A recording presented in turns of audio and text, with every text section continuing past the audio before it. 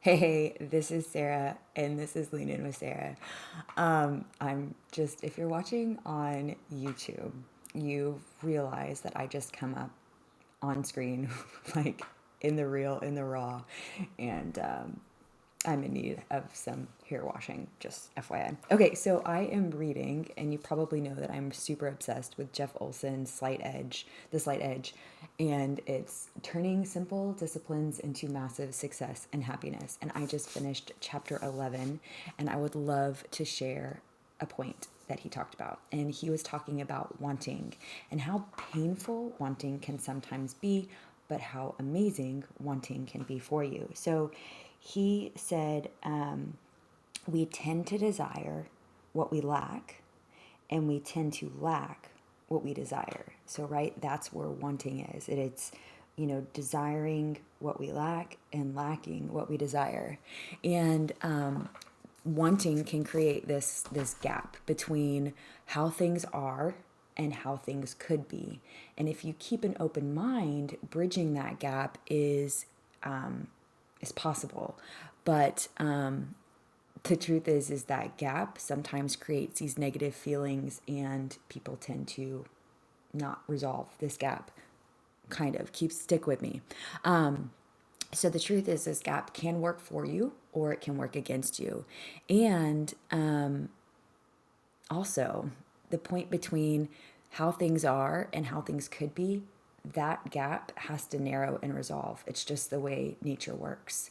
So, the two ways you can resolve it, because you always have a choice, is you can be drawn by your vision. And he explains in a previous chapter how, again, if you didn't listen to yesterday, so it's the slight edge principle. So, like, basically, you continue to show up every single day doing the seemingly unnoticeable, super simple things over and over again, and your line looks pretty straight. But add those things up and they compound over time, and you start to curve your line and it goes into success. Now, the same thing happens if you choose poorly, right? If you decide over and over again that you're not going to do the things you should, and you make poor judgments, your curve looks pretty straight. Because I mean, honestly, what's the big deal? What's the big deal with missing a workout? 1 week, one day, 1 week, but like compounded over time, or overspending one day after another, compounded over time, you start dropping into not being successful.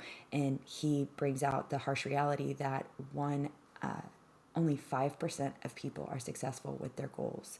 And the 5% that are successful have the slight edge principle. They keep doing that. They keep showing up over and over again. They use they compound interest over time. Like, the things over and over that you do will lead you to success. So, and those people who go to success, they are like being pulled by the future versions, their visions, and what they could be. The people that tend to end in failure are looking at the past, and they're pulled back from the past. They're being held back by their past. So the people that are successful are looking towards their future.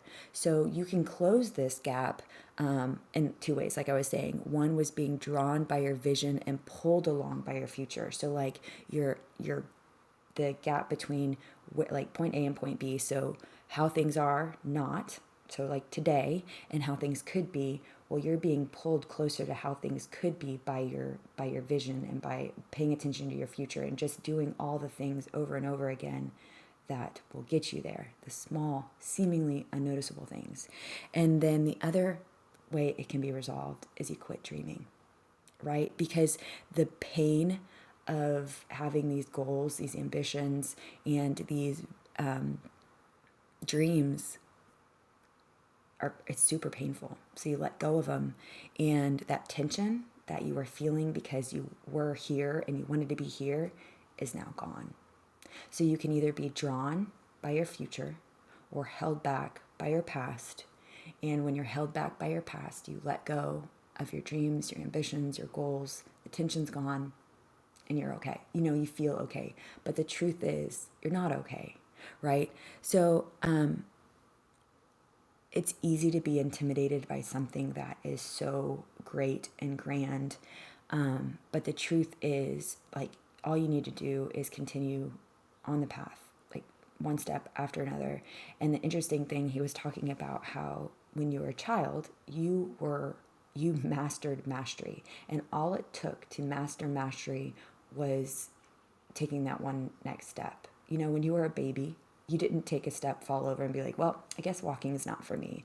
No way. Like, you would fall over and over again, but it was important for you to keep on trying. And then if you listened to yesterday, you heard how we've heard 40,000 no's before we even turn 5. And that weighs heavily on us.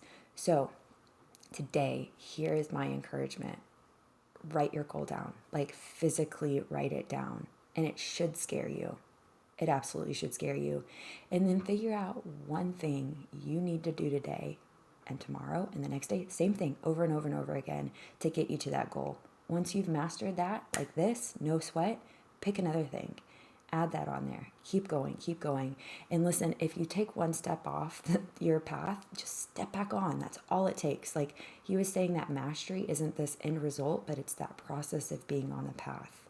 So I hope this has encouraged you. I hope that you want to totally read this book because you should. If you would love to share this, that would be amazing. If you would love to leave a 5-star review on iTunes, that would be super fantastic. But I hope you have an amazing day and that you are encouraged and that you create your goal and you stick with it every single day. And it's okay if you're discouraged. I promise you, it's okay. But just keep showing up. Keep making that, keep taking your steps. See ya later.